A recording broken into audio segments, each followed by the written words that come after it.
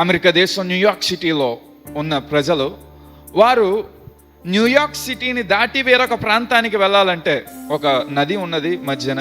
ఆ నదిలో పడవ మీద ప్రయాణం చేసి వారు చేరుకునవలసిన గమ్యానికి చేరుకున్నారు. అయితే జాన్ ఏ రోబ్లింగ్ అతడు కలిగిన ఆలోచన ఏంటంటే ఒక బ్రిడ్జిని న్యూయార్క్ సిటీలో ఉన్న ఈ మహా నది మీద నియమించాలి అని. ఒకరోజు అతడు వెళ్ళి సరే నదిలో ఒకసారి అంతా గమనిద్దామని చెప్పి జస్ట్ నది ఒడ్డున అడుగు పెట్టి కొంచెం లోపలికి వెళ్ళాడట.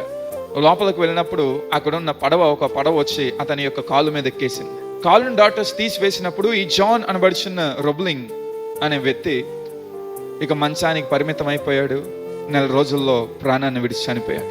తన యొక్క కుమారుడు 30 ఏళ్ల వయసు కలిగిన వాషింగ్టన్ రోబ్లింగ్, అతడు నా తండ్రి యొక్క కళను నేను నెరవేర్చాలని చెప్పి బ్రిడ్జికి ఫౌండేషన్ వేయడానికి నదిలోనికి వెళ్ళి ఫౌండేషన్ వేస్తున్నారు. వర్కర్స్ అందరూ కలిసి తీవ్రమైన వ్యాధి సోకి అందరూ పక్షవాత రోగులైపోయారు.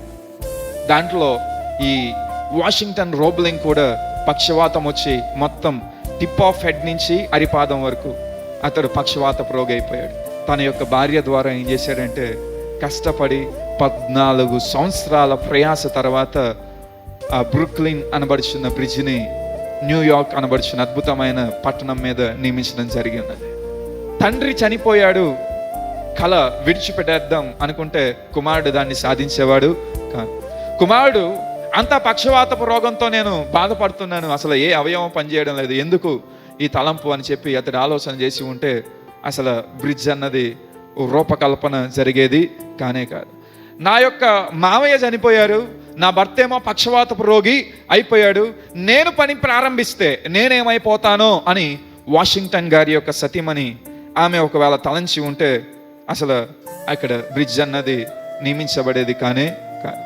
కనుక వారు చూచినది ఏంటంటే సవాళ్ళని కాదు, వారు చూచినది ఏంటంటే ఇబ్బందిని కాదు, ప్రాణం పోతూ ఉన్న వారి యొక్క మనసులో మెదిలింది ఒకటే, ఆ బ్రిడ్జిని మేము నియమించాలి, ఆ గమ్యాన్ని మేము చేరుకునాలి, అనేకులకు మేము సహాయపడాలి అని.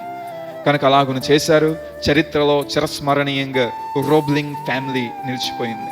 ఇదనన్న మీరు చరిత్రలో నిలిచిపోయి మీరు చేరుకొనవలసిన గమ్యానికి చేరుకున్న వారిగా, మీరు ఉన్నతమైన ఆశీర్వాదముల యందు స్థిరపరచబడిన జనాంగంగా ఉండాలంటే కష్టం వైపు చూడవద్దు, ఇబ్బందిని వైపు చూడవద్దు, కలవరములను పొందిన మీ హృదయాన్ని దుఃఖ సాగరంలో మునిగిపోయే పరిస్థితుల్లోనికి నెట్టివేయవద్దు. లేచి నిలబడండి, ముందుకు కొనసాగండి, మీరు చేయవలసిన పనిని జరిగిస్తూ ఉండండి. ఖచ్చితంగా దేవుడు తగిన ప్రతిఫలాన్ని ఆయన అనుగ్రహించేవానిగా మన దేవుడు ఉంటాడు.